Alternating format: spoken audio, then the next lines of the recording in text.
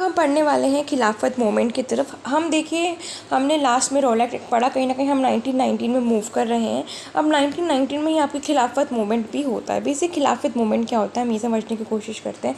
आपके शौकत अली, मोहम्मद अली एंड अब्दुल कलाम आज़ाद, हाकिम अजमल खान, हज़रत मोहन और ये सब मेंबर्स मिल के खिलाफत कमेटी बनाते हैं। खिलाफत मूवमेंट क्या कहते हैं, खिलाफत कमेटी के मेंबर्स होते हैं जो कि खिलाफत मूवमेंट की शुरुआत करते हैं।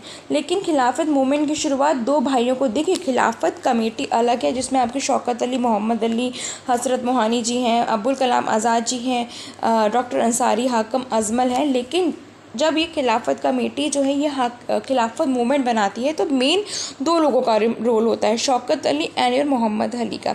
इनका मेन ऑब्जेक्टिव क्या होता है इस मूवमेंट के लिए, वो ये होता है। अब यहाँ पे क्या होता है कि इनका मेन जो मोटिव था या फिर ऑब्जेक्टिव था वो ये था कि इनको ओटोमन एम्पायर की टर्की के ओटोमन एम्पायर की प्रोटेक्शन करनी थी और वहाँ के खलीफेट को उसको बचाना था।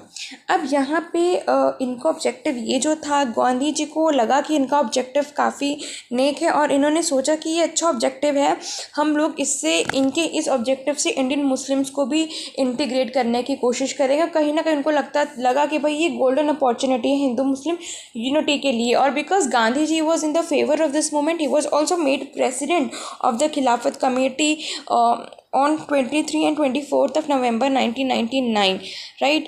But somewhere Muhammad Ali Jinnah was against the linking of this Khilafat movement with the nation's freedom। कहने का मतलब ये कि कहीं ना कहीं मोहम्मद अली जिन्ना ने गांधी जी के इस मेंटालिटी को सपोर्ट नहीं किया। उनका क्लियरली था कि भाई आप कहीं ना कहीं ये जो रिलीजन का एलिमेंट है ये पॉलिटिक्स में ला रहे हो, ये सही नहीं है।